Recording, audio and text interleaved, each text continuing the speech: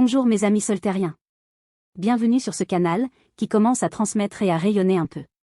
C'est bon de recevoir vos questions et de les soumettre à mes amis d'en haut. C'est un sport que j'apprécie énormément, parce que je m'y sens à ma place. Merci de me donner cette occasion de le pratiquer. Aujourd'hui, je reçois Elior pour ce 3e entretien sur les 6 que j'ai prévu de mener. Je lui poserai mes propres questions, mais aussi les vôtres. Elior, je te remercie pour ta présence et ton partage. Bienvenue à toi. Bonjour Foelia. Et bonjour à ceux qui nous écoutent. Cela fait un certain temps que j'aimerais te poser une question assez ouverte. J'imagine qu'elle est bien trop grosse pour que tu puisses en faire le tour en quelques phrases, mais je la pose quand même. Tu y répondras bien sûr dans l'axe que tu souhaites prendre aujourd'hui. Je rappelle, pour nos auditeurs qui ne te connaissent pas encore, que tu as participé à la fondation d'Adikan, une cité particulière dans un monde éloigné. Cette question est simple. Comment fonctionne l'argent, à Adikan ? Tu parles d'un monde éloigné. N'en sois pas si certaine. Ce monde d'où nous provenons tous deux n'a de cesse de se rapprocher de la conscience soltérienne moyenne. La preuve, nous sommes en train d'en parler, ce qui serait impossible si nos mondes n'étaient pas sur un chemin de rencontre. Pour répondre à ta question, je préférerais d'abord la reformuler. Tu me demandes comment fonctionne l'argent et, par cette formulation, tu te coupes de l'essence de la question, qui serait plutôt, comment fonctionnent les échanges à Adikan ? Tu n'y as peut-être pas vécu assez longtemps pour t'imprégner de toutes les subtilités de cette cité. Peut-être t'a-t-il échappé que ce que vous nommez l'argent ne représente qu'une part des échanges. Et il en va de même sur votre monde. Toute la journée, nous échangeons de l'énergie avec nos semblables. Ce que je nomme ici énergie se calcule en réalité en temps d'attention. Et chacun possède une puissance d'attention plus ou moins élevée selon l'activité qu'il produit et le moment à laquelle il la produit. Si vous pouviez partir de ce constat, vous partiriez au moins de la racine et votre regard pourrait s'élargir. Peux-tu mieux nous décrire ce que tu nommes l'attention ? C'est la conscience avec laquelle vous vous manifestez, tout simplement, avec un paramètre supplémentaire, c'est que cette conscience est dirigée. Un exemple, lorsque vous discutez avec quelqu'un, vous lui donnez votre attention. Plus vous êtes attentif à l'échange, plus le degré de présence augmente. Faire passer à travers soi un grand débit de conscience, sous forme d'attention, est un art qui se cultive. Beaucoup d'êtres parmi vous, qui dédient leur incarnation à la maîtrise spirituelle, s'exercent toute leur vie à l'attention, à accroître leur faculté de présence au sein de la matière. Cela peut vous sembler éloigné de notre sujet de départ, qui est l'argent. Pourtant, l'argent ne fait que symboliser certains échanges que vous opérez entre vous. Et il est supposé mesurer ce temps d'attention que vous échangez. Dans votre société actuelle, il est instructif de regarder plus attentivement les échanges qui font l'objet de transactions financières, et les échanges qui ne sont pas comptabilisés de la même façon. Toute la journée, vous utilisez votre attention, au sein d'une multitude d'échanges avec vos semblables, ou avec votre environnement. Pourtant, seulement certains font l'objet d'un échange commercial. Et cela est un bien. Imaginez que vous comptabilisiez le temps d'attention que vous accordez à vos enfants, afin qu'ils puissent vous rembourser quand ils seront adultes. Oui, ce serait étrange.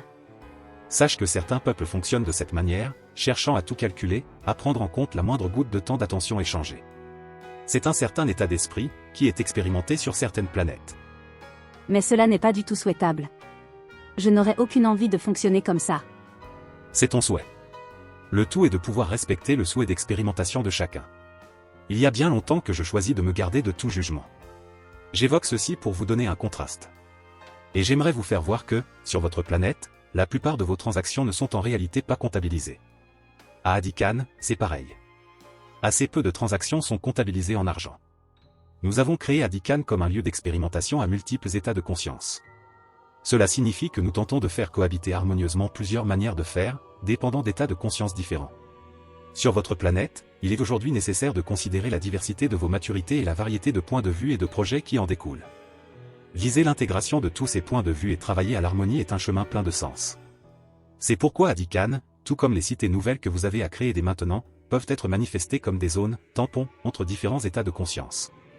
Quand elles se rencontrent et se développent harmonieusement autant votre part animale, constituée de besoins, que votre part d'ego, constituée de désir et que votre part divine créatrice, dont le moteur est la joie. Comment faire coexister tous ces plans ? C'est le fragile équilibre à tenter de découvrir. Voilà une perspective importante avant de parler d'argent, sans quoi on se bornerait à regarder par le trou de la serrure. L'argent transparent peut servir à équilibrer naturellement les échanges au niveau des besoins, ainsi que se poser en garde-fou des désirs individuels. Notez que j'ai bien parlé d'argent transparent et la raison en est claire, ce qui dysfonctionne, de notre point de vue, dans votre société actuelle, ce n'est pas l'argent, mais c'est la manipulation. Votre argent n'est pas créé de manière transparente et ne s'échange pas de manière transparente, ce qui laisse libre cours à toutes les manipulations. C'est de votre responsabilité d'éclaircir toutes les transactions, afin d'avoir toujours conscience d'où provient et où va votre énergie collective. Et si l'argent peut servir à une économie des besoins et des désirs d'ego, comment fonctionnerait l'économie de la joie? Sans remplacer les autres couches nécessaires, l'économie de la joie est un don de soi. L'ensemble de votre société n'a pas à choisir entre ces types d'économies, mais pourrait se laisser toucher par l'intelligence de les combiner en harmonie. Et notez que les différentes couches d'économie naissent spontanément de l'état de conscience depuis lequel vous pratiquez vos échanges.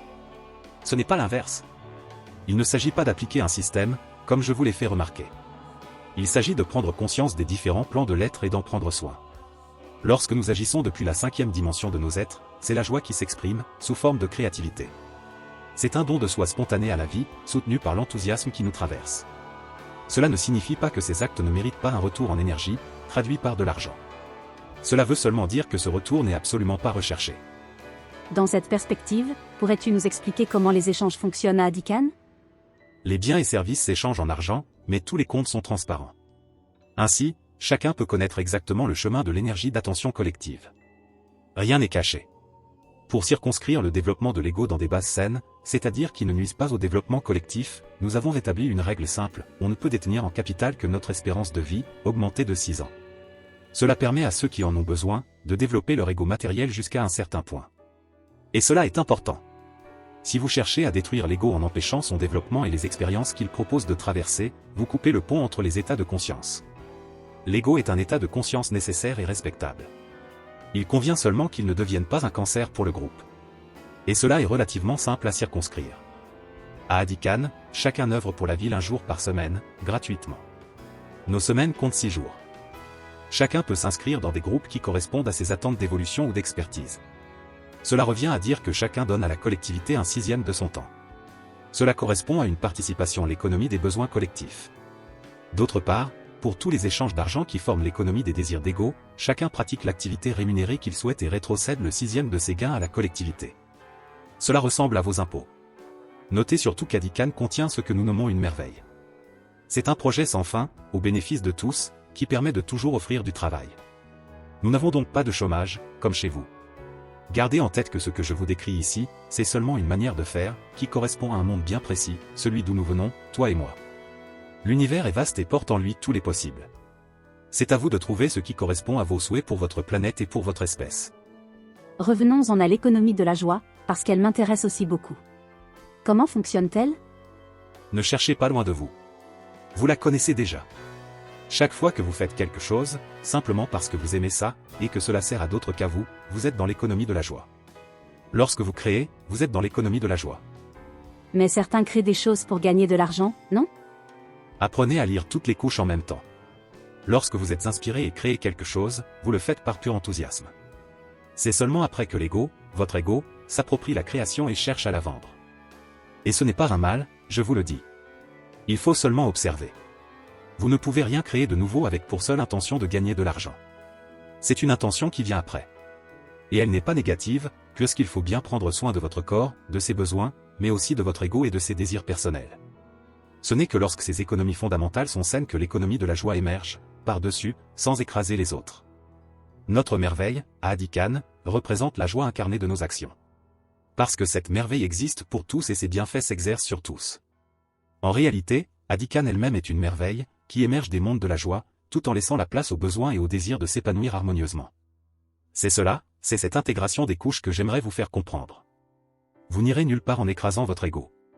Il fait partie intégrante de votre évolution sur cette sphère. C'est lui qui supporte votre développement spirituel futur. Il convient seulement de l'apprivoiser pour qu'il puisse jouer son rôle. L'apprivoiser, et le guérir. Guérir notre ego? Plus précisément le consoler. Votre mémoire contient beaucoup de tristesse, de peur, d'horreur, ce qui crée des individus qui ne pensent qu'à se défendre. C'est votre rôle d'aller consoler tout le subconscient de votre espèce humaine. Loya vous en parlera mieux que moi. Si je vous en parle ici, c'est pour que vous compreniez que l'argent peut vous servir d'outil pour l'ego, afin qu'il se développe comme il faut. L'argent transparent, celui qui symbolise simplement les échanges entre personnes. L'ego n'est pas capable de répartir l'argent par lui-même, parce que sa tendance est d'en vouloir toujours plus, pour se sécuriser toujours plus. Ainsi, seule la transparence permet d'éviter ces dérives, parce que l'ego ne développe ses excès que dans le mensonge. Si tout le monde peut voir ses réactions, il se tient dans les limites qui sont les siennes. C'est aussi simple que ça, mais c'est tout un art à mettre en œuvre, par exemple au travers de la création de petites communautés, puis de sites dédiés à l'expérience divine sur votre planète. Je suis là pour vous en donner l'envie, pour vous rappeler que cette envie fait partie de votre aventure. Je suis à vos côtés pour réveiller un peu cet enthousiasme qui ne dort que d'un œil dans vos cœurs. Merci Elior. Ce sont des sujets tellement vastes. J'ai toujours une certaine frustration de ne pas pouvoir les embrasser d'un seul regard. Tu as raison Foelia. Cela prend du temps. Cette nouvelle conscience qui émerge vous arrive de tous les côtés. Il vous faut l'accueillir au sein de nouveaux concepts, de nouveaux mots, de nouvelles visions, et cela prend un certain temps à s'incarner. C'est normal. Remercions déjà d'avoir pu apporter cette pierre aujourd'hui. Oui, merci pour ça. Puis-je encore te poser une question? Bien sûr. C'est une question de Michael, qui se demande comment les êtres de là-haut perçoivent les êtres de lumière, anges, archanges ou dieux, s'ils les nomment ainsi, et comment ils interagissent avec eux. En ont-ils la même vision que nous? En avez-vous seulement la même vision entre vous, humains de Solterre? Les hiérarchies lumineuses apparaissent à chacun d'entre nous selon ce que nous sommes capables d'en voir, d'en recevoir et d'en comprendre. Je suis peut-être un être que vous pourriez nommer de là-haut, mais c'est encore une histoire de perception. Je ne suis pas plus là-haut que là-bas, ou qu'en vous. Ainsi, personne, ni vous, ni nous, n'a exactement la même vision du divin, pour la bonne raison que chacun ait une vision du divin, et qui plus est, une vision en constante évolution, en constant mouvement. D'ailleurs, tout ce que je peux vous dire des anges et des archanges n'est pas la vérité, mais simplement ma vision, mariée à celle de Foelia. Foelia est déjà une traduction de ma vision. Et c'est une belle traduction. Il y a peut-être quelque chose qui nous différencie encore un instant, c'est que certains choisissent consciemment et volontairement de servir le déploiement de la vie dans l'univers. Ainsi, certains sont serviteurs des anges et des archanges. C'est mon cas. C'est le cas de tous les humains qui, dans ce cosmos entier, font partie de ce que nous appelons la fraternité universelle, qui possède son niveau galactique. Nous, de la fraternité galactique, sommes tous des serviteurs des anges de la source. Nous sommes le maillon dense de la chaîne, en tant qu'humains. Nous collaborons consciemment avec les forces des plans supérieurs et en avons tous une connaissance expérientielle, chacun à notre niveau. Pour ma part, je vois les anges comme de grands champs de conscience, représentant des forces cosmiques qui se déploient de plus en plus finement vers les racines du cosmos, les mondes denses. Je fais appel à eux à chaque instant, à chaque action que je pose. Et j'ai appris à ne pas me sentir séparé, comme vous, de l'action qui se pose et de la volonté qui la pose. Je me reconnais donc comme l'action d'un ange à travers un corps de matière, mais aussi comme l'action d'un archange à travers plusieurs consciences matérielles. Un archange étant un champ de force plus vaste que celui d'un ange, il supervise en quelque sorte des projets plus vastes. Nous en avons déjà parlé, mais nous pouvons en reparler quand vous voulez. C'est passionnant. D'ailleurs, Foelia, en te faisant la voix de ton ange, par la joie de ta créativité, remarques-tu que l'œuvre qui se crée par ton existence est en même temps celle d'un archange? Les concepts que nous faisons ici descendre dans la matière sont une toute petite partie d'un corpus bien plus grand, en termes de champ de conscience, qui nécessite bien d'autres canaux. Ce que nous partageons n'est pas l'ensemble de la vérité, mais un grain de vérité qui vient s'ajouter aux autres pour ainsi former une grande œuvre matérielle. C'est cela qui représente bien les hiérarchies angéliques dont nous pouvons nous faire les serviteurs conscients, des champs d'énergie de plus en plus larges, englobant, jusqu'à la source de toute vie. Et nous, humains, sommes les ponts qui traduisent ces forces dans la matière. C'est notre mission, en quelque sorte.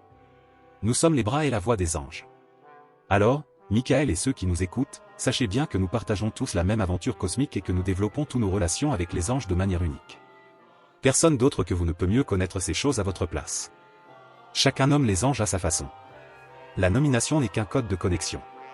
Ce qui compte, c'est l'expérience que nous faisons, et le mystère reste entier pour chacun de nous, que nous soyons un peu plus haut ou un peu plus bas sur l'échelle qui mène à la source, pour autant que ceci est une quelconque réalité. Merci Elior. Tout ceci est tellement passionnant. Ne perdons pas de vue le concret. Ici, nous naviguons dans les hiérarchies de la conscience, mais si vous avez pris un corps dense, si vous êtes humain, c'est pour manifester les grandes forces qui vous parcourent. Trouvez l'accès à votre créativité et vous ferez l'expérience de votre ange. Trouvez comment créer en groupe, et vous ferez l'expérience d'un champ archangélique. Cherchez l'harmonie de toute votre espèce, et vous aurez affaire à un champ encore plus grand, puis à la conscience d'une planète, d'un système, d'une galaxie, jusqu'à développer un regard qui vous permet de rassembler en vous toute la création.